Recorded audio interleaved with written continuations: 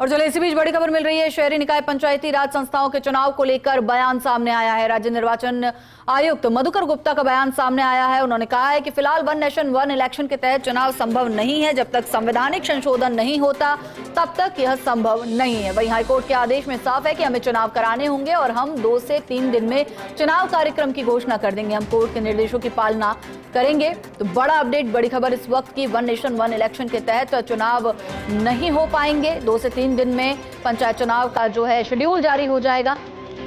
राज्य निर्वाचन आयुक्त मधुकर गुप्ता की ओर से यह बयान सामने आया है।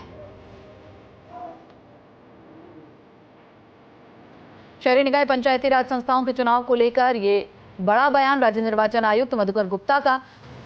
उन्होंने कहा है कि फिलहाल वन नेशन वन इलेक्शन के तहत चुनाव संभव नहीं है। जब तक संवैधानिक संशोधन नहीं होता तब तक यह संभव नहीं हो पाएगा। वहीं हाईकोर्ट के आदेश में साफ है कि हमें चुनाव कराने होंगे और 2 से 3 दिन में चुनाव के कार्यक्रम की घोषणा कर दी जाएगी।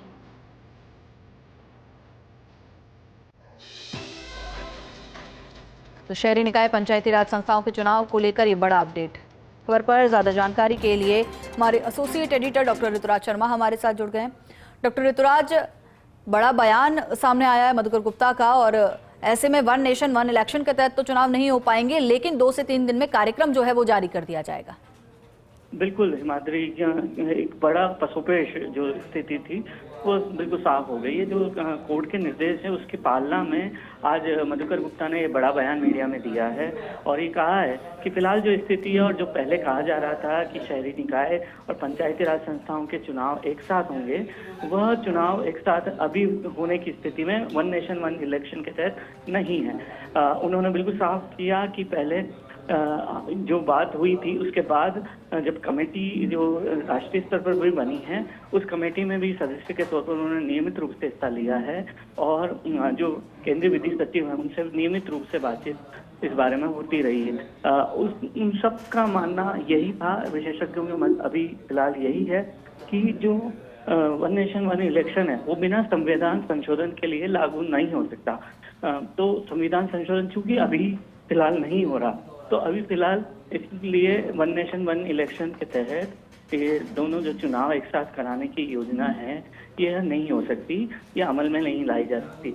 वहीं दूसरी ओर जो हाईकोर्ट ने निर्देश दिए हैं उसके अनुसार बिल्कुल साफ आदेश में लिखा है कि चुनाव अब कराना लाजमी है। तो उसी के तहत चुनाव कार्यक्रम 2-3 दिन में घोषित करने के लिए आयोग तैयारी कर रहा है और उसी के तहत ये कार्यक्रम हो रहा है। ये जल्दी घोषित हो जाएगा। वहीं एक बात और साफ की है कि जिस तरह से चुनाव किए जाते हैं और एक साल में करीब 4 चुनाव भी किया जाता रहा है, तो ऐसे में देखना ये होगा कि संसाधनों का युक्ति संगत उपयोग किस तरह से हो। इस उन्होंने साफ तौर पर कहा कि अब यह नीति अपनाई जानी चाहिए कि जो ईवीएम है या बैलेट बॉक्स हैं उनको एक राज्यों से दूसरे राज्यों को देने की एक विधिवत प्रक्रिया और नियम तय किए जाने चाहिए। जो उन्होंने खुद का उदाहरण दिया कि राजस्थान ने जिस तरह से पंजाब में बठिंडा में चुनाव कराने के लिए संसाधनों का उपयोग दिया था, उसी तरह से खुद राजस्थान ने भी कई बार लिए हैं। और जो ईवीएम है उसका उपयोग जो ईसीआई है वो किस तरह से उनकी जो एक सीमाएं हैं उसमें देने की परमिशन देता है। तो इन तमाम बातों को उन्होंने सफाई से मीडिया के सामने रखा। जी, शुक्रिया डॉक्टर ऋतुराज इस पूरी जानकारी के लिए।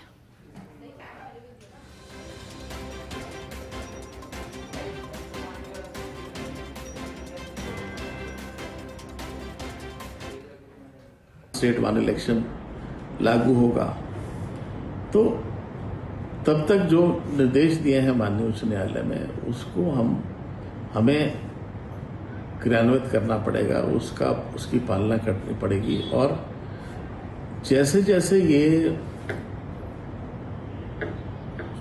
रिक्तियां हुई हैं तो एक हमें थोड़ा सा इस पर हम विचार कर रहे हैं, क्योंकि आदेश आज ही आए हैं, कि क्या योजना बनाई जाए जिससे जहां पहले रिक्तियां हुई हैं वो चुनाव तुरंत हो जाए। हो सकता है कि वो देखना पड़ेगा कि कितने साधन उपलब्ध हैं। तो हो सकता है कि एक ही दिन उनके नतीजे आए, हो सकता है आगे पीछे किए जाएं। इनमें कोई ऐसी विशेष नतीजों में समस्या नहीं होनी चाहिए। तो वो जो कार्य योजना है इन आदेशों को क्रियान्वित करने की, वो हम 2-1 दिन में उसकी रूपरेखा बना रहे हैं। उसके बाद जो इलेक्शन शेड्यूल है वो अनाउंस कर दिया जाएगा। धन्यवाद सर।